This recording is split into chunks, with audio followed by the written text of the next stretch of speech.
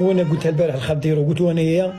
قلت له يا انايا خوات اللي يعطوهم لي وما تفرحش بهم امي وبويا الله يرحمهم ما خصنيش، والطوموبيل اللي نهبطها للجزائر وما يسوقهاش بويا الله يرحمه ما نهبطهاش وما نفرحش بها وما خصنيش، يا الخابه اللي نهبطها وما تفركتهاش اميمتي الله يرحمها وتقسمها على الذراري ما خصنيش، يا الحلوى اللي نهبطها وما تقسمهاش اميمتي الله يرحمها على الذراري وما تاكلش منها اميمتي ما خصنيش،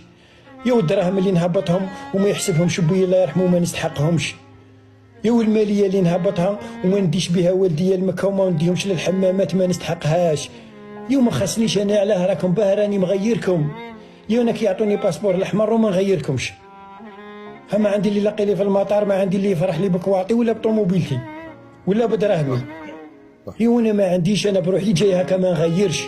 هو كان راني هدرتها وقلتها، يا وانا ما عنديش ما خصنيش،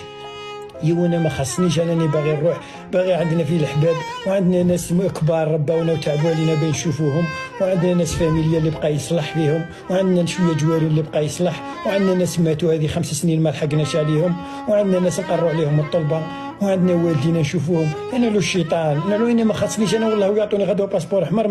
ما نفرح، الفرحه راحت، الفرحه راحت. الا انت ولا انت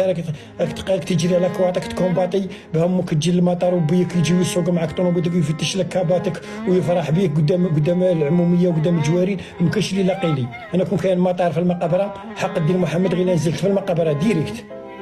كون دايرين المطار في وسط المقبره نزل في المقبره،